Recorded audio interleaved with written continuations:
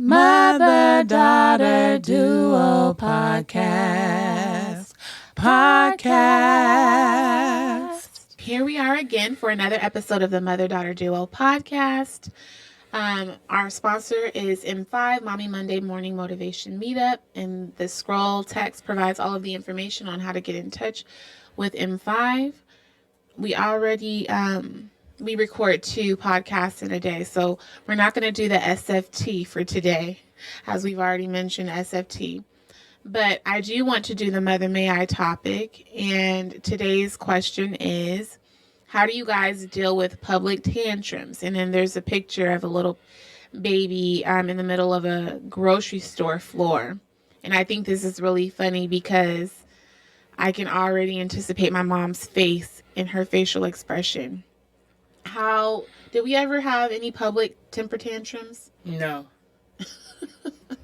No, never. Did you just have to give a look if we kind of like even signaled towards doing anything crazy? No, I wouldn't say not a look, because of course you guys tried me, but a couple of times, maybe stop, don't do that, but never a tantrum.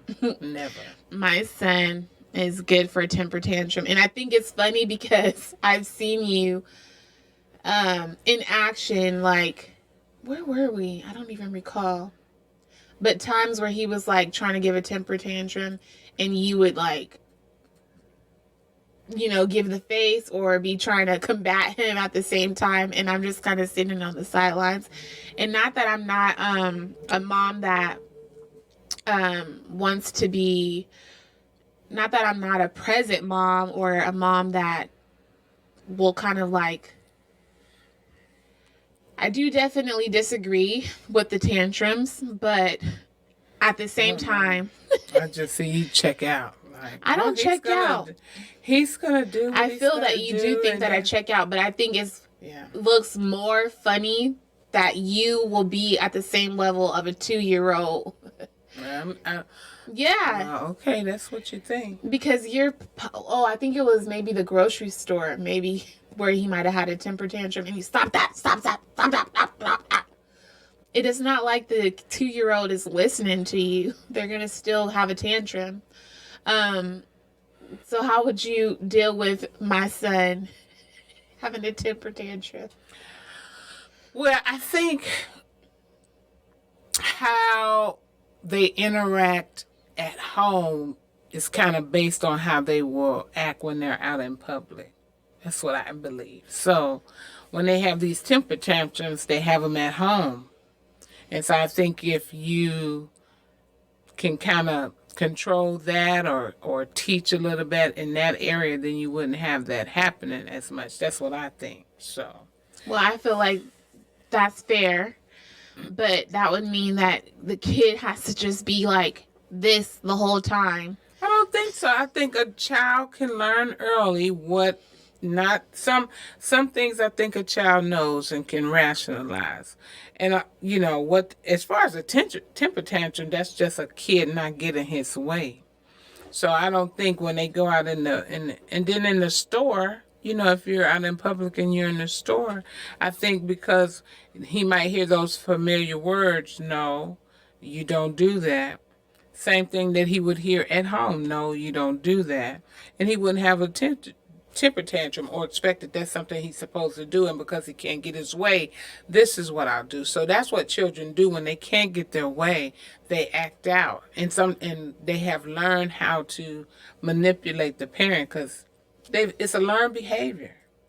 So I think, I wouldn't want to do it. I wouldn't want to be in public dealing with a kid having a full-out temper tantrum without me tapping their behind. That's just how I'm going to deal with it. Now, you different. I also think it's funny, like, you get those glares on, like, in public places, like the airplane. Like, people never had children before. They will look at you and be like, so ticked off that your kid is being bad. Well, it's not being bad. They're in a confined space on an airplane, and just because you're inconvenienced, put your headphones in. That's how I feel. Now, my kid is not bad on the airplane. We've flown, maybe I can count 3 or 4 times since he's been born. And, you just put an iPad in front of him. You make sure you have all of his snacks. Try to walk through the aisles every now and again. But he's cool. He's pretty chill on the plane. And people are pleasantly surprised. But I do think that in a way it's a little unfair to expect a child to not have a tantrum. And also I do think it's kind of silly that people will like be wildly embarrassed because of their child having a tantrum, and that there's so much judgment that goes into children having a tantrum. And I believe spanking your child, beating your child, pulling and yanking on your child in the public place just almost seems to me you are causing more of a scene than the child themselves, or you're getting on that child's level. I think that's more entertaining. But as far as advice, how do you deal with it? I just think that take a deep breath. Take a deep breath. Probably bring, tools with you in terms of like what they like. Like I said, my kid likes the iPad and some snacks. Maybe think about the fact that they're tired of walking around. Maybe put them in the cart. I mean, I can understand that, what you're saying, because they are children, and so what might keep our interest might not keep their interest. And same thing I think about at church. We expect them to go in there and just sit down and don't move and behave. Well, they're kids, and their attention span is totally different from ours. We're adults, they're kids, so I can kind of understand that. But that's why they have daycare. So yeah. Yes, very true. Yeah. Do you have a mommy moment that you want to talk about? Although I said we're not doing this shirt for today because we have already talked about pushing pregnancy, and because I have 2 kids and 1 income won't do. We talked about that. So visit the earlier episode. But do you have a mommy moment? My mommy moment, I would say, would be the photo shoot that we did, which you had made mention of earlier.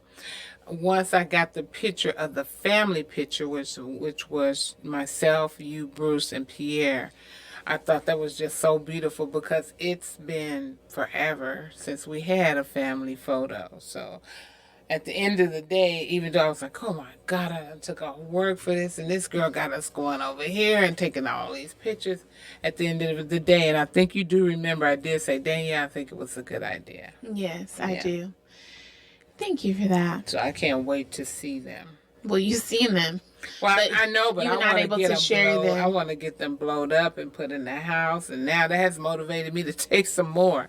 So I think I have a photo, and to be quite honest, as talking about single parenting, and I put so many things in storage about 10, 13 years ago. A lot of our family photos was in there, and I didn't want to put stuff in storage because I knew I was going to end up losing it, because financially I just couldn't afford it. And that's what ended up happening. I hit the table, but that's what ended up happening. So I lost a lot of stuff in my storage, a lot of stuff. I regret it, but I can't dwell on it. Yeah. Well, we're creating new memories, new pictures. And yeah, the thing about those pictures, so for the first part of what I did was put together this event. It was a premiere at a movie theater to premiere The Sex of My Baby. But this latter part was the photographs. So we hired a professional for the first half, but the second half we actually just did amongst ourselves. There was 4 of us. Mm-hmm. And it was with a camera phone, and the pictures still came out really great. So I just say that to say I know a lot of single moms talk about budget and worry about that a lot. I just feel like, and I think there was a question some time ago that we addressed, a mom that was concerned about like her son's birthday party. But just saying that it doesn't take or require a lot to do the simplest things. I did rent out this venue, which was probably $90, but that was the only expense. And we used a camera phone, we used a ring light. And whoever wasn't taking a picture at that time was the person or whoever was not being photographed Right. was able to take the picture for us, and we just kind of rotated and was able to edit the photographs that way, and they came out really, really, really, really, really pretty. So it doesn't require a lot. That's the only point that I'm trying to make. But as far as the topic for today, I want to talk about unconditional love. And I have definitely ran you through the ringer, Mom. I will say that in terms of like being an adolescent. I've stolen your cars or stolen cars. Ooh. Had a car. You were out of town. I had one of your cars repossessed. Ooh. And it wasn't repossessed. I mean, not repossessed. It was towed. Towed. And because you were out of town, it's not like anyone was there. The owner wasn't there to claim their vehicle. So it was just accruing charges by day. Ooh. So I've definitely done a lot. My brother has been more gracious in that regard. Had a party. I've had multiple kind of like parties and stuff. But through it all, you definitely have shown an unconditional love. But the two biggest things that I can recall that I would even question and I want to talk more about is when I had an abortion and when I had a, what would I call it? When I dated a woman. I was experimenting. So I want to talk about those things. But the reason why it comes to the forefront is because, like, I was watching an interview with Yvonne Orji. She's a comedian. She's also on the, or she was on the Insecure series. And she talks a lot about, you know, her family upbringing. She's African, Nigerian to be specific. And I can understand the cultural aspect as to why you would come to America for an opportunity. And there's so much pressure behind your family about, you know, living up to a standard. I can understand that. And then I know some, you know, in the Asian community, they have some kind of the same expectations. But why does it ever get to a point where your parents will almost disown you if you do not go the trajectory or take the route that they expect for you? And I guess applying it to my personal life, like, we never talked about the time that I had an abortion, and you never disowned me, discredited that decision. You were not a part of that decision. So you could not talk me out of it at the time. I was 19. But even though I've messed up so many times and having a same-sex relationship, you didn't necessarily agree with those things. But I want to talk about what it was like for you as the parent. And then also if you can speak to why do parents go so far to disown their own children for those types of decisions that they make. So there was an episode we were talking about, I can't recall which one, but I just lost my train of thought. But you were explaining in an episode that all you want for your children at the end of the day, what you would hope for them when they grow up, is to just be well-rounded children, basically. If I don't know what the words you used. Well, yeah. Grounded, respectable, you know, citizens in these United States. You know, well-rounded, in their career field, you know, doing great things, and, you know. So in that, and you can't speak for all parents, but even in that, it doesn't say, I want that child to be straight. I don't want that child to be a doctor. It's just, I want them to be happy, well-rounded, and grounded. So where does it cross the line, or where do things get blurred that parents will sometimes disown their children and not speak to their children for years because of a decision that child makes? Well, I don't know. I mean, I can't speak. Church community. I do. I come from the church community, and I would hope that would not be what I would do. You didn't do it. No, I didn't. I didn't like it, but at a point you were at, I didn't know what I was going to end up doing because I don't, I mean, you my child, so I don't think I could ever come to a point where I just like cut my children off altogether. But there would definitely have been, for me, there would have been some, uh, maybe some lines drawn. I don't know what I would have did. I'm a friendly person. I love people. I would try to extend love and grace with anybody because I believe that there are certain events that happen in people's lives that get them to where they are, right? So, no, I didn't like that you was in a relationship with another woman. In my mind, I couldn't grasp it only because that was not the environment you came out of. So it would always bother me as far as where did this come from.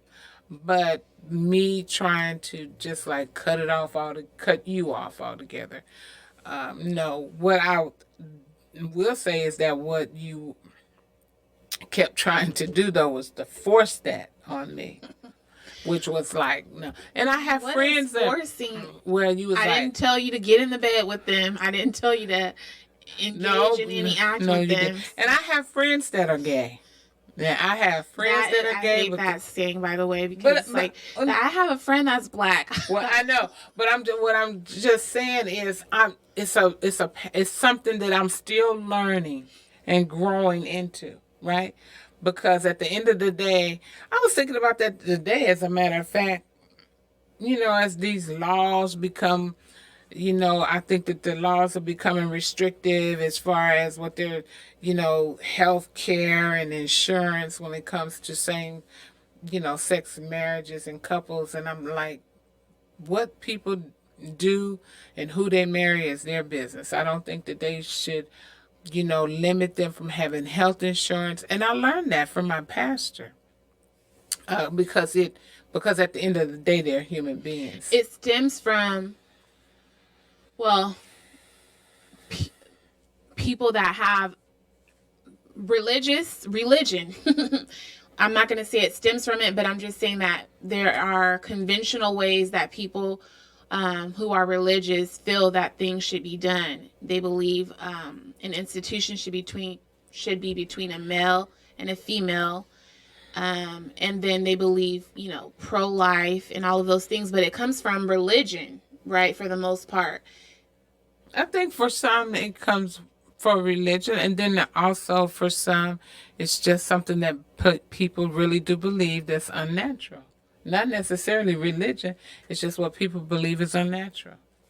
Okay, so fair. So, yeah. If being unnatural or religion, what may be, but to use, because you kind of took it in a different direction, which is okay, but to use your own beliefs to make law and make people have to abide by that is also very crazy to me.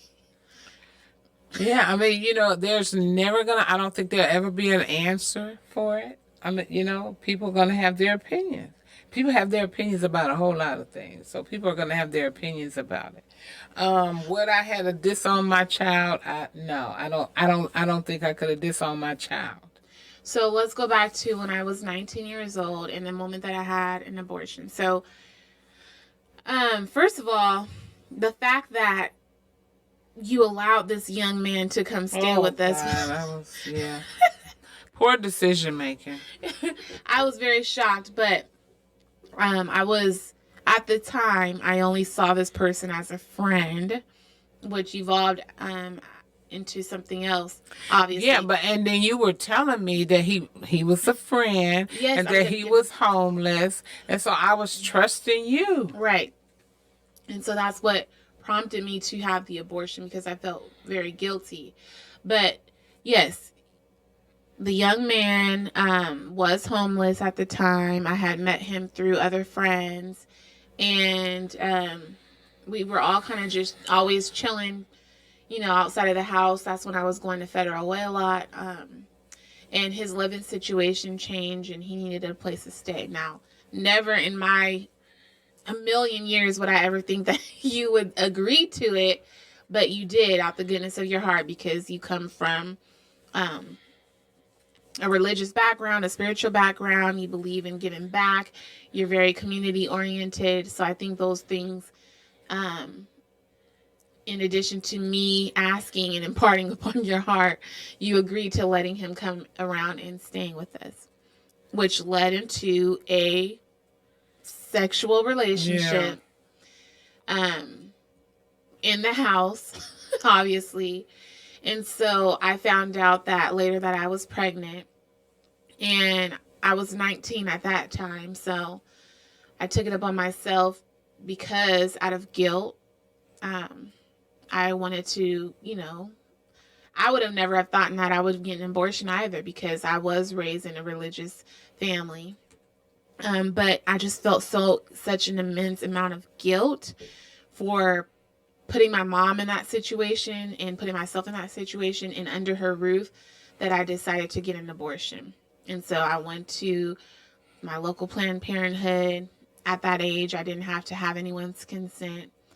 I feel like you called me because you might have had an inkling or a Mm-hmm. feeling or a gut feeling. Yes. I kept calling looking for you. Yeah, because I felt that's what you were on your way to do. And I kept trying to find you to tell you not to, but couldn't find you. We didn't necessarily have any dialogue after that, but you also didn't like um ridicule me, or even because you are religious, you didn't really condemn me for that decision. Well, I felt like now I'm just now learning that the reason why you did it. You say you did it because you felt a strong sense of guilt for even becoming pregnant because you had sex in the home, you know. Right. And so now I'm just finding out the reason why you did it.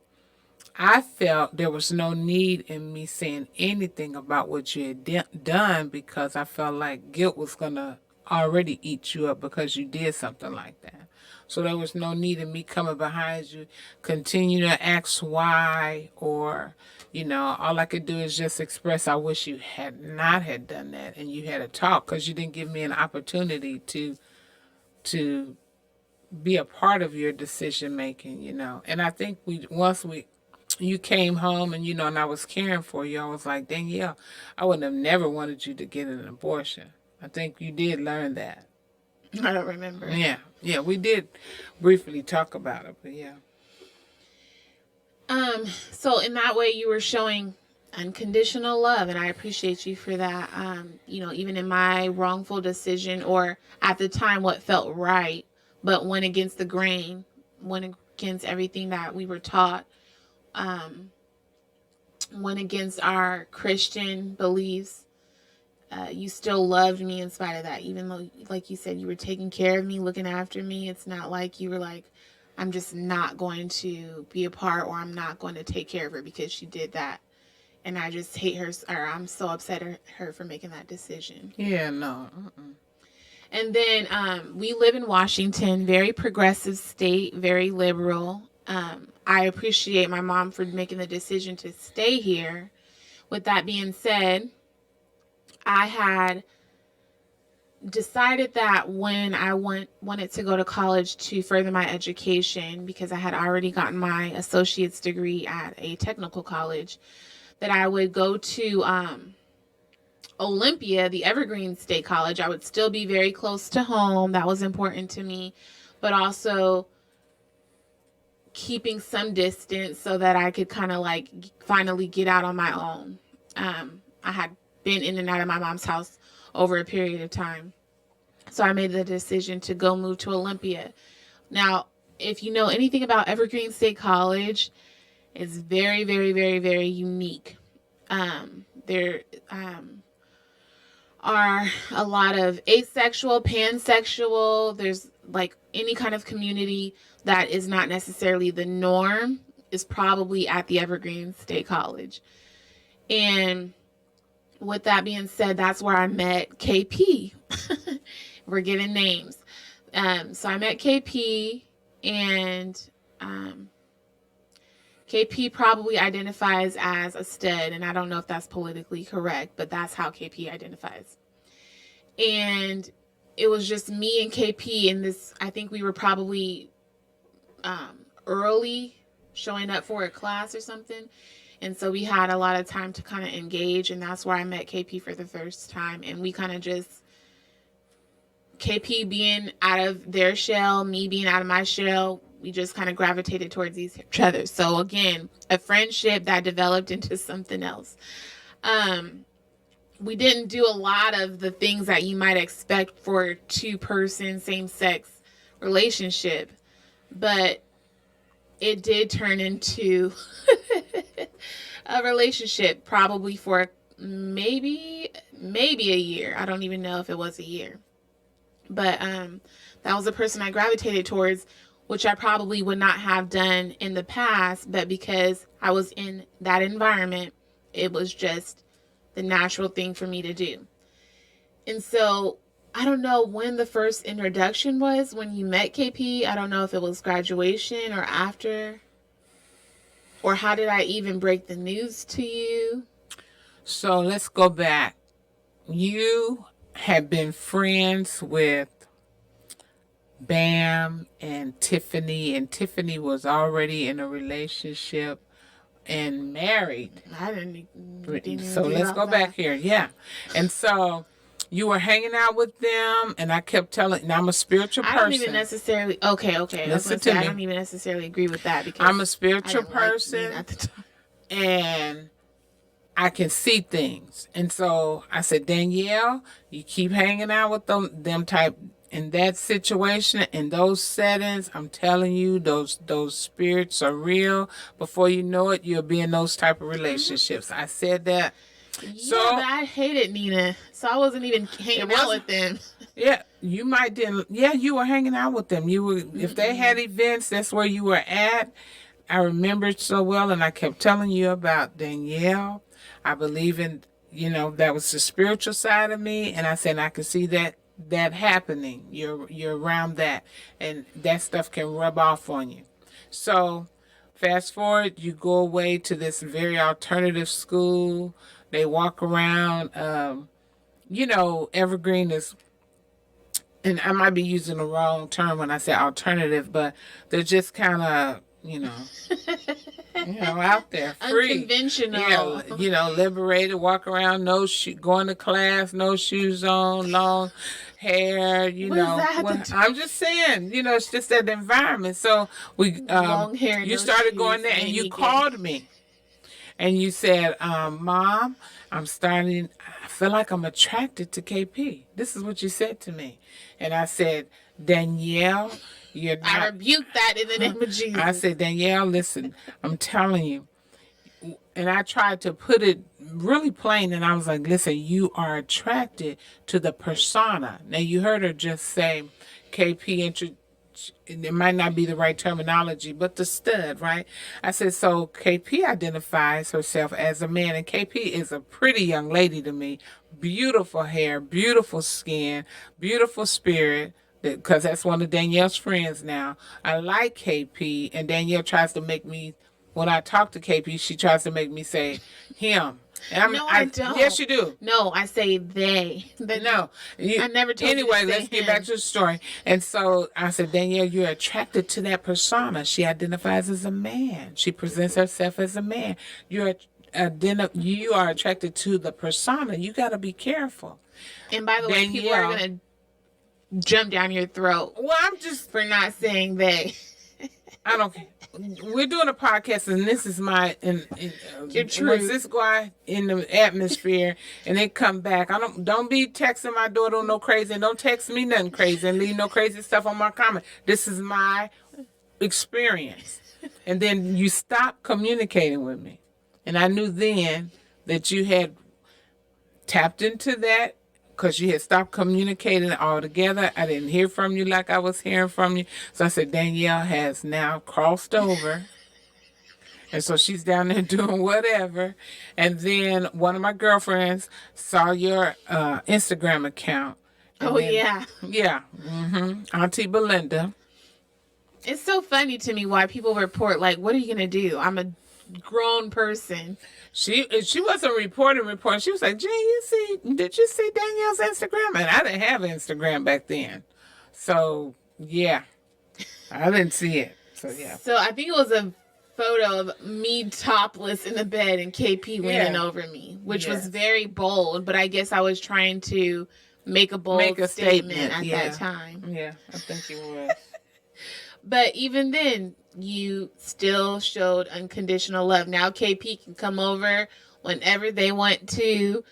They've been a part of, I think maybe a few holiday gatherings. KP is my son's godparent. It was Christmas, and Christmas or Thanksgiving. It was Thanksgiving, and you said, "Mom, KP doesn't have." This is my first time meeting her, and you was like, "KP," and you were out of that relationship by then. You're just a good friend, and you was like, "Mom, KP doesn't have anywhere to go for the holidays. Can she come over? Can I invite her?" And that was me forcing you.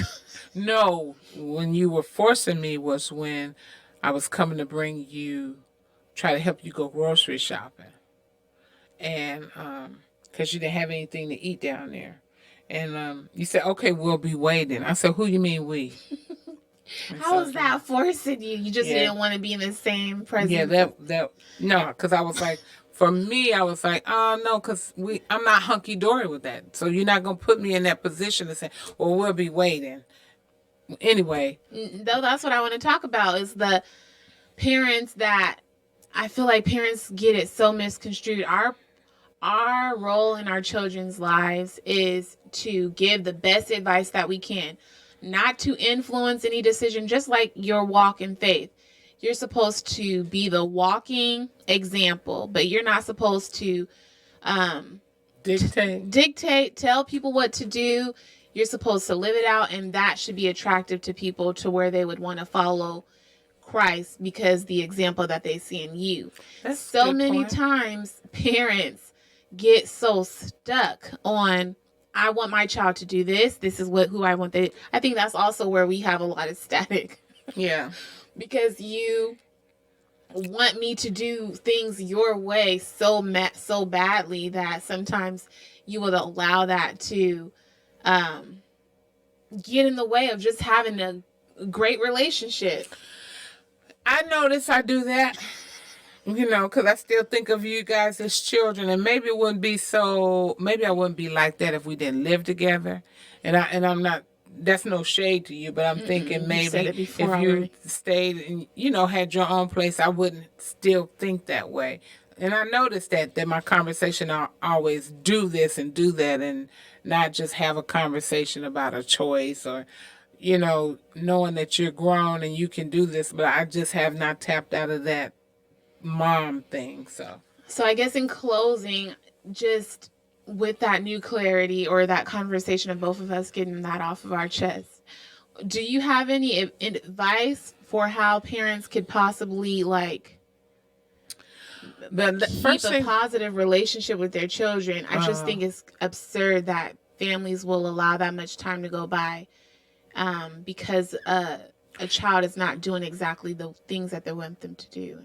Only thing I could think of that comes to mind is just saying lead with love. And so I just couldn't imagine not cutting off my children. I think about the child and the effect that would have on a child, even though they're an adult, me just alienating them out of my life altogether. I just couldn't do it. I would have to find a way to me and God would have to have some serious conversations. And God is a God of love and he's merciful. And, a lot of times we think about what somebody else is doing wrong. And, we could go into a long conversation about this. So I don't want to, in closing, I just want to say, lead with love and extend grace. That's the only thing I can say. Lead with love and extend grace. And I was only experimenting, so it's not like it lasted.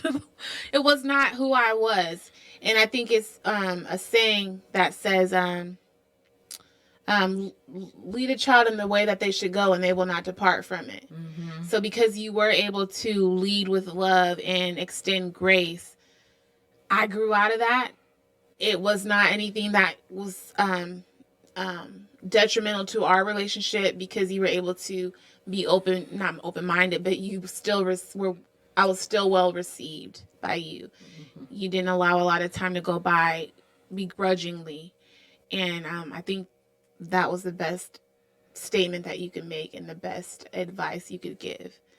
At the end of the day, people will be themselves, but it will take them to kind of like find themselves out in life. You can only continue to lead with love and extend grace. So that is another episode of the Mother Daughter Duo podcast. Thanks again for watching. Peace. Mother Daughter Duo Podcast.